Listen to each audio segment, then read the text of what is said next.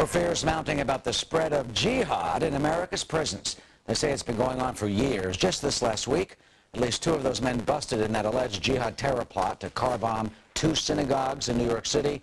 Well, they converted to Islam while they were behind bars. That sparks worries about moving detainees from Gitmo into America's prison system. Could they convert others and even recruit for Al-Qaeda? Robert Spencer is the director of Jihad Watch, which keeps tabs on the militants who may want to kill us in our country. Robert, welcome. I mean, how bad is it? What are they teaching the inmates in our nation's prison system about radical Islam?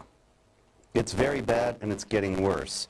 What we see in America's prisons is a large-scale effort, a concerted effort that's Saudi-funded and comes from organizations like the Islamic Society of North America, which is an unindicted co-conspirator in a Hamas terror funding case. You know, it's ridiculous that an organization like that would be vetting chaplains for prisons in the United States, but it has been, and it has sent these chaplains into the prisons, where also the prison libraries are full of jihadist literature. Well, why do they just take this stuff and throw it out? Why does the prison system allow jihadist literature inside a prison?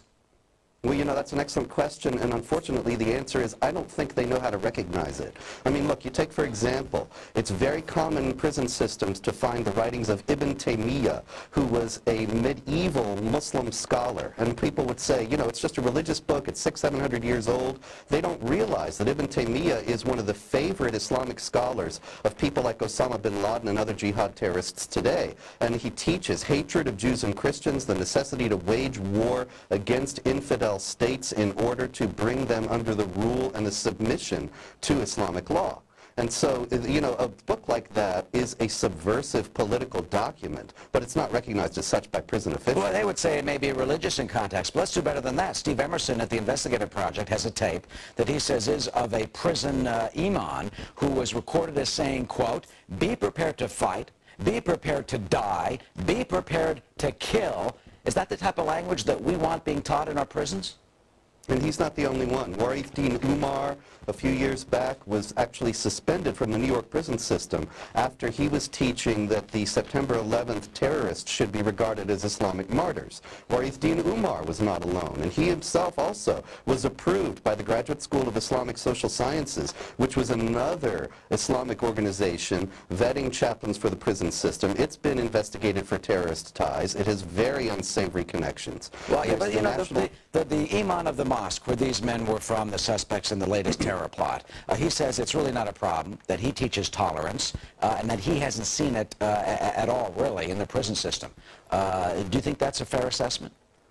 I think he's completely dishonest about that. Anybody who's in the prison system, whether Muslim or non-Muslim, is going to see the Islamic recruitment going on. Well, they say it's about 40,000 or so inmates a year are being converted?